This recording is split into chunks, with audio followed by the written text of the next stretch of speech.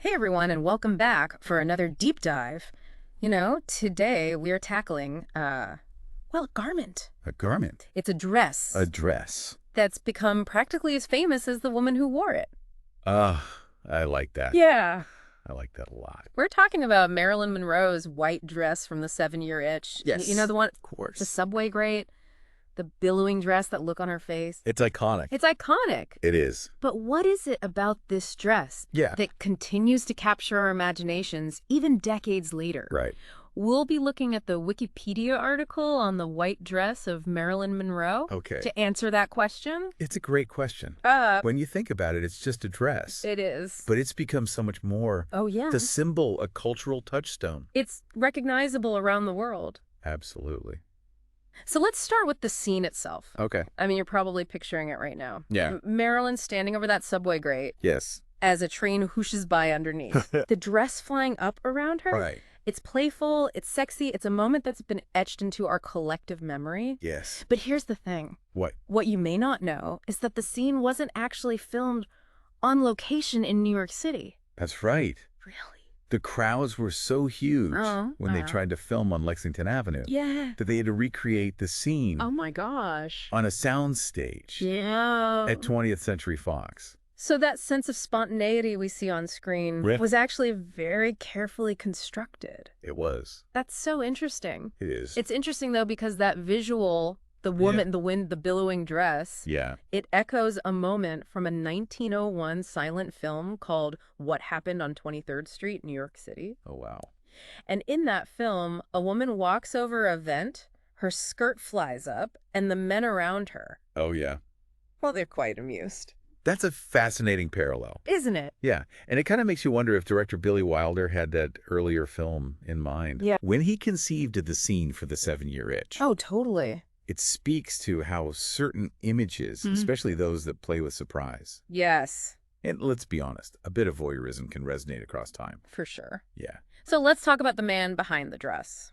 William Travilla. Okay. He was a costume designer. He won an Oscar Oh, wow. for The Adventures of Don Juan, and he designed costumes for 8 of Marilyn's films. That's a lot. It is a lot, Yeah. but their relationship went beyond just a professional one, It did. wouldn't you say? There were definitely rumors of a romance Really? between them, even though Travilla was married Oh my God. to actress Donna Drake at the time. It does add another layer to the story, doesn't it? For sure. But there's also a bit of mystery surrounding the creation of the dress itself. Okay. Did Travilla actually design it, or does he find it ready-made? That's a question that still sparks debate Really? among fashion historians. Wow. Some sources claim that he bought the dress off the rack, but Travilla himself always insisted that he designed it, Oh, wow. specifically for Marilyn. Okay, well, let's break down the design itself. Okay. What makes this dress so special? Yeah, It's more than just a simple white dress, right? absolutely. It's a halter neck style with a plunging neckline and a full pleated skirt Mm-hmm. that falls below the calf. Okay. It was made from a fabric called cellulose acetate, Ah. which was considered a type of rayon at the time. Okay. But the real genius of the design is how it was tailored to Marilyn's figure. Can you give us some more detail on that? Sure. For those of us who aren't fashion experts, what should we be looking for? Well, the neckline, for example, Okay. was strategically designed to accentuate Marilyn's curves. Oh, I see. And the way the bodice was constructed, Yeah. with boning and strategically placed darts, Right. it nipped in at her waist and emphasized her hourglass shape. Oh, wow. Even the placement of the belt played a role in drawing attention to her figure. It all makes sense now. And then, of course, you have the fabric itself. Yes. It was lightweight and flowy, It was. which allowed the dress to move beautifully Yes. and create that iconic image of it billowing around her. Right. And we can't forget about the reaction of Marilyn's husband at the time, Joe DiMaggio. Oh, yeah. He reportedly hated the dress. He did.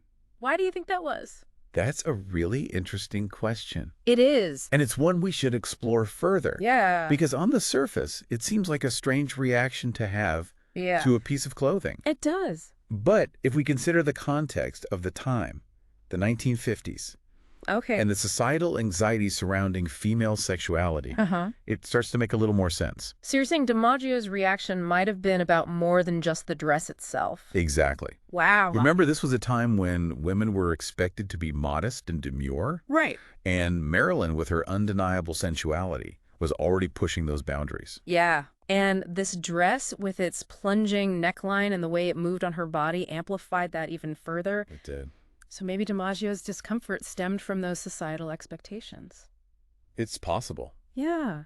Maybe he felt that the dress and the attention it brought Marilyn were putting her in a vulnerable position. It's certainly a possibility. This is where it gets really interesting, because despite DiMaggio's disapproval, Yeah, this dress went on to have a life of its own. it did. It became a pop culture phenomenon, didn't it? It absolutely did. Yeah. It has. It's been imitated, parodied, referenced countless times. Really? In movies, TV shows, even music videos. Like what? Well, think of Fiona's wedding dress in Shrek 2. Oh, yeah. Or Amy Poehler's figure skating costume in Blades of Glory. Okay. And you can't forget about Anna Faris channeling her inner Marilyn Right. in The House Bunny. Uh-huh. Even that famous red dress scene Oh, yeah. from The Woman in Red. Yeah. It's a nod to Marilyn and the white dress. So it's everywhere. It's everywhere you look. So it's gone way beyond just being a dress from a movie. It really has transcended its origins. What else happened to the dress? Glamour magazine even named it one of the most famous dresses in history. Wow. And it topped a Cancer Research UK poll Really?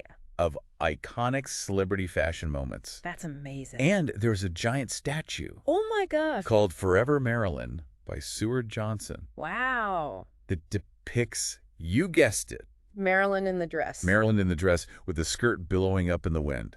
It's amazing to think about how this one garment has taken on such a life of its own. It really is. It's almost like it has its own story to tell separate from Marilyn herself. It's fascinating, and that story includes a period of mystery and intrigue Oh. after Marilyn's death. Like what? Well, William Travilla, the designer, Uh-huh. kept the dress locked away for years, Really? along with many other costumes Wow. he'd created for Marilyn. So they were hidden. Well, there were rumors that his entire collection was lost. Lost. Yeah. Like a fashion treasure hunt. Exactly. How did it resurface? It eventually became part of Debbie Reynolds' incredible collection Oh, wow. of Hollywood memorabilia Okay. at her Hollywood Motion Picture Museum. That's so cool. In an interview, Reynolds said the dress was more of an ecru color now Yeah. because of its age. Makes sense. Time takes its toll on everything. It does. Even iconic dresses. It does. So what happened to the dress after that? Well, in 2011, Reynolds decided to auction off her entire collection. Okay. And the white dress was the star of the show. I bet. The auction house estimated it would sell for somewhere between $1 and $2 million. Okay. I have to know. Okay. How much did it actually go for? Are you ready for this? I am. It sold for a whopping $5.6 million. What? Now, that figure includes $1 million commission for the auction house. Okay. But still, that's one expensive dress. Wow. Talk about a testament to the enduring power of Marilyn in that dress. I know. It makes you wonder, though, would it have sold for that much if it hadn't been Marilyn's? That's an excellent question. Yeah. It's hard to say for sure, Yeah. but I think it's safe to assume that Marilyn's association with the dress Yeah. played a huge role in its value. Of course. It's not just a dress anymore. Right. It's a piece of history, a Totally. tangible link to a Hollywood icon. And going back to Joe DiMaggio for a second, Yeah. I think it's worth exploring why he reportedly hated the dress so much. Okay. On the surface, it seems like a strange reaction. It does seem odd, doesn't it? It does. But we consider the context, the 1950s. Okay. The societal expectations surrounding female sexuality. Uh-huh. It starts to make more sense. Okay, I'm all ears. Break it down for me. Well, imagine you're Joe DiMaggio. Okay. You're a very famous, very masculine baseball star. Right. And you're married to the most desirable woman in the world. Uh-huh. But she's also pushing boundaries Yeah. in a way that makes a lot of people uncomfortable. Yeah. And then she wears this dress in this scene. Right. And it just explodes. The photo is everywhere. It- The dress was considered quite daring for its time. Yeah. Especially that plunging neckline. Of course. And Marilyn, with her undeniable allure, Right. was already pushing the boundaries of what was considered acceptable for a female star. Yeah. So the combination of the dress, the scene, and Marilyn's persona Yeah. created an image that was both alluring Yeah. and to some maybe even threatening. I see what you mean. Maybe DiMaggio felt like he was losing control of the situation. Mhm. He probably saw the dress as a symbol of her burgeoning celebrity and all the complications that came with it. It's certainly possible he might have felt like the dress and the attention it brought Yeah, were exploiting Marilyn in a way that he wasn't comfortable with. that makes sense. It's worth remembering that their marriage was already on shaky ground at that point, Uh-huh. and the filming of The 7-Year Itch, with all its suggestive themes, Right. probably didn't help. It's like that dress became a lightning rod for all these complex emotions. It did. Desire, jealousy, insecurity, societal pressure. And that tension is part of what makes it so fascinating even decades later. I couldn't agree more. It's a reminder that even seemingly simple objects can be loaded with meaning, It's true. and they can reflect the social and cultural dynamics of their time. So what started as a deep dive into a dress has become a journey through history, culture, and the complexities of human relationships. It really has been quite the journey, and it shows you that even something as seemingly simple as a dress can be a window into a whole world of ideas and emotions. It's true, this one dress has become such a powerful symbol representing so much more than just fashion. It speaks to glamour, sexuality, the allure of Hollywood, and of course, the enduring legacy of Marilyn Monroe herself. And what's fascinating to me is how this single garment continues to capture our imaginations all these years later. It really makes you wonder what other seemingly ordinary objects out there hold such hidden stories and power just waiting to be uncovered. It really does. So to wrap things up, we started with a simple question. What makes this dress so iconic? And I think we've discovered that it's more than just the design, the fabric, or even Marilyn herself. It's the way it captures a specific moment in time, the way it reflects our cultural anxieties and fascinations, and the way it continues to spark conversations and debates even today. I think that's a brilliant summary. It's a reminder that objects are never just objects. They're vessels of meaning, carriers of stories, and sometimes even catalysts for change. Well said. And I have a feeling that the next time you see that photo, the one with Marilyn and the billowing white dress, you'll see it in a whole new light. You'll see the layers of meaning, the cultural context, and maybe even a hint of the controversy that swirled around it. And who knows, maybe it will inspire you to take a closer look at the objects in your own life and ask yourself, what stories do they tell?